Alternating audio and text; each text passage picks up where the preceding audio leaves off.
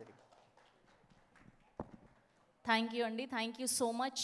And ఇవాళ మరో గెస్ట్గా విచ్చేసినటువంటి శివప్రసాద్ యానాల గారిని గట్టిగా చప్పట్లతో వేదిక మీదకి ఆహ్వానం పలికేస్తున్నాం. అండ్ ఈ కథని ఆయన ద్వారా తీసుకోవడం జరిగింది. విమానం అంటూ ఒక అద్భుతమైన సినిమాని మనకు అందించినటువంటి శివప్రసాద్ గారిని గట్టిగా చప్పట్లతో వేదిక మీదకి ఆహ్వానం పలికేస్తున్నాం.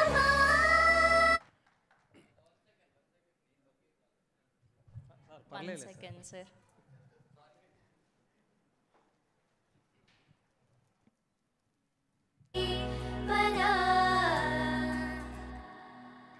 తెలిసిందనేడు గమనించి చూడు నేను కన్న తోడు. అందరికీ నమస్తే అండి. ముఖ్యంగా ఫస్ట్ థ్యాంక్స్ చెప్పాల్సింది ధనరాజ్ గారికి. ధనరాజ్ గారు లేకపోతే నా విమానం మూవీ లేదు. విమానం కథని ఫస్ట్ సముద్రకని గారి దగ్గర తీసుకెళ్ళింది ధనరాజ్ గారు. థ్యాంక్ యూ ధనరాజ్ గారు. అంటే ఈ ప్రాసెస్ చెప్పాలంటే పెద్ద కథ ఇది, బట్ ఇప్పుడు అంత టైం లేదు. అలాగే విమానం కథ చెప్పినప్పుడు ఈ రామం రాగం కూడా కథ చెప్పాను. ఆయన ఈ కథను నాకు ఇస్తారా అని అడిగారు. హ్యాపీగా ఇచ్చేస్తాను సార్ అని చెప్పి ఇచ్చేసాను కథని. ఎందుకంటే నాకు సముద్రకని గారు లాంటి ఒక మంచి వ్యక్తిని ఇచ్చారు లైఫ్లో. అందుకు నాకు ధనరాజ్ గారు అంటే ఇష్టం.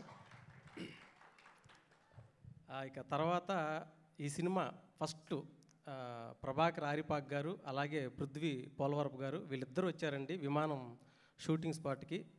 వచ్చి మాట్లాడారు, మీ కథ నచ్చింది సార్ మాకు ఇవ్వండి అని. చర్చలు జరిగాయి, తర్వాత కథ ఇచ్చేసాను. హ్యాపీ. సరే, ఇక ఈ కథ గురించి మాట్లాడాల్సి వస్తే ఫస్ట్ పిల్లర్ పృథ్వీ పోలవరపు గారు, సెకండ్ పిల్లర్ ప్రభాకర్ ఆరిపాక్ గారు, థర్డ్ పిల్లర్ సముద్రకని గారు, ఫోర్త్ పిల్లర్ ధనరాజ్ గారు అండి.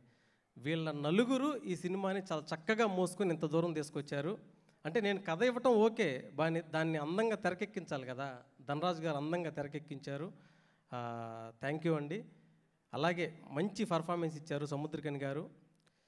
ఇకపోతే ఫాదర్ అండ్ సన్ ఎమోషన్ అనేదండి మనిషి పుట్టినప్పటి నుంచి ఉంటుంది, ప్రపంచం అంతమయ్యేదాకా ఉంటుంది. ఎన్ని కథలైనా రావచ్చండి ఫాదర్ అండ్ సన్ ఎమోషన్ మీద.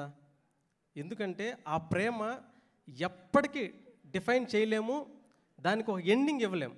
ఇలాంటి కథలు వస్తూనే ఉంటాయి. రామో రాగం డబ్బింగ్ అయిపోయాక సముద్రకని గారు నాకు కాల్ చేశారు. కాల్ చేసి, శివ మంచి కథలు 2 ఇచ్చావు, విమానం లాంటి కథ, తర్వాత రామోరాగు లాంటి కథ, 2 కథలు నేను మంచిగా యాక్ట్ చేశాను అంటే అప్పుడు ఆయన అంటే నేను అన్నా నీకు కథలు ఉండవేమో సార్ అని. లేదు 200-300 కథలైనా ఉంటాయి, అలా ఏం లేదు, మళ్ళీ మంచి కథ రాయి నేను యాక్ట్ చేస్తానన్నారు. Thank you sir. మీ యొక్క అంటే మీ ఎప్పుడు కూడా నన్ను పొగుడుతూ ఉంటారు, శివ మంచి కథలు రాస్తావు నువ్వు, అలా కీప్ ఇట్ అప్ బాగా, అలాగే మంచి ఎమోషనల్ మిస్ అవ్వద్దు నువ్వని. Thank you sir. అలాగే ఈ అందరూ అడుగుతున్నారు అసలు ఏంటి ఫాదర్ ఎమోషన్ మీద రాయటానికి కారణమని. ఏం లేదు సార్, ప్రతి మనిషి జీవితంలో ఫాదరు చిన్నప్పటి నుంచి తిడుతూనే ఉంటాడు, మన కోపం వస్తూనే ఉంటుంది. మనం పెరిగి పెద్దయ్యాక తండ్రి అయ్యాక ఆ కోపం అంటే నాన్న మీద మనకున్న కోపం కాస్త ప్రేమగా మారిపోయిద్ది. మనకు నాన్న మీద కోపం ఉంటుంది, అది కూడా ప్రేమగా మారిపోయిద్ది. నేను చెప్తున్నాను, రియల్ హీరో అంటే ఎవరో కాదండి, ఫాదరే. అంటే ఎలా చెప్పాలంటే ఇప్పుడు నా జీవితంలో జరిగిన సంఘటనలు ఒక 2-3 చెప్తానండి. అంటే కొంచెం టైం తీసుకుంటాను, సారీ. అంటే మా నాన్న ఒక 5 ఎకరాల పొలం వేసాడండి. జోరున వర్షం పడింది, 3-4 రోజులు వర్షం ఆగట్లేదు. ఎవ్రీ 1 అవర్కి నైట్ నిద్రలేచి బయటకు వచ్చి ఆకాశం వైపు చూస్తున్నాడండి. నాన్న పడదలే నాన్న వర్షం, భయపడకంటే, లేదురా పడేటట్టు ఉంది, పంట అంతా పాడైపోయిద్దామని. నాన్న నిద్రపోవట్లా. సరే అయిపోయింది, వర్షం పడింది, పంట అంతా నష్టపోయాడు మా నాన్న. సరే దిగులు పడ మాకు నాన్న అంటే, లేదురా వచ్చే డబ్బులతోటి నీకు ఫీజు కట్టాలనుకున్నాను రా, అది మిస్ అయ్యాను రా అని ఏడ్చాడండి మా నాన్న. అవి నా జీవితంలో కాదండి, ప్రతి ఒక్కరి జీవితంలో ఉంటాయి అవి. అలాగే ఇంకో చిన్న కథ చెప్తానండి. నేను ఎంఎస్సి కంప్యూటర్ సైన్స్ చదువుతున్నాను తంజావూరులో, తమిళనాడు. ఒకరోజు ఎందుకో డబ్బులు అడిగాను, నాన్న అర్జెంట్ నాన్న డబ్బులు అన్నాను. ఆయన ఒక 2 రోజులు టైం ఇవ్వరు అన్నారు.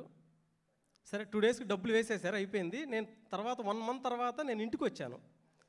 ఇంటికి వచ్చి నాన్న మన గేదె ఏమైంది నాన్న అంటే, డబ్బులు ఎక్కడి నుంచి వస్తాయిరా, గేదె నమ్మి నీకు ఫీజు కట్టాను రా అన్నాడండి.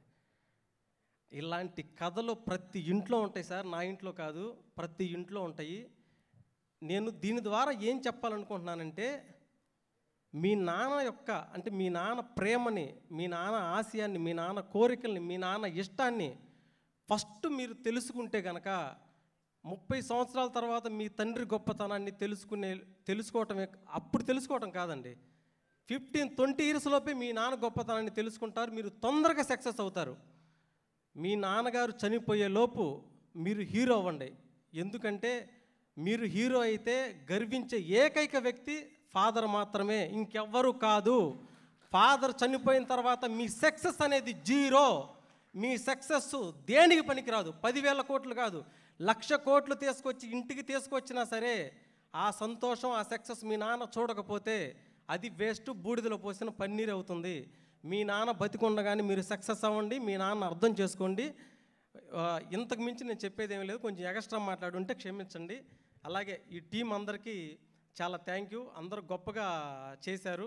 మార్తాండ్గ వెంకటేష్ గారు చాలా మంచి ఎడిటర్ గారు. నా 2 సినిమాలకి ఆయనే, నాకు అది అదృష్టం. అలాగే మరిన్ని మంచి సినిమాలు చేయాలనుకుంటున్నాను సార్ మీతోటి. అలాగే మ్యూజిక్ అరుణ్ చిల్వేర్ గారు బాగా చేశారు, డిఓపి దుర్గా గారు బాగా చేశారు, అందరూ బాగా చేశారు. ప్రమోదిని మేడం చాలా బాగా చేశారు.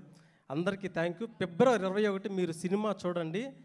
ఖచ్చితంగా మీరు ఏడుస్తూ బయటకు రాకపోతే కన్న తల్లి మీద ఒట్టు అంటారు కదా, కలామ తల్లి మీద ఒట్టే చెప్తున్నానండి, మీరు ఏడుస్తూ బయటకు వచ్చేస్తారు.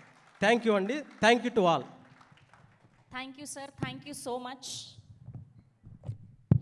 ఎస్, రామం రాఘవం ప్రియ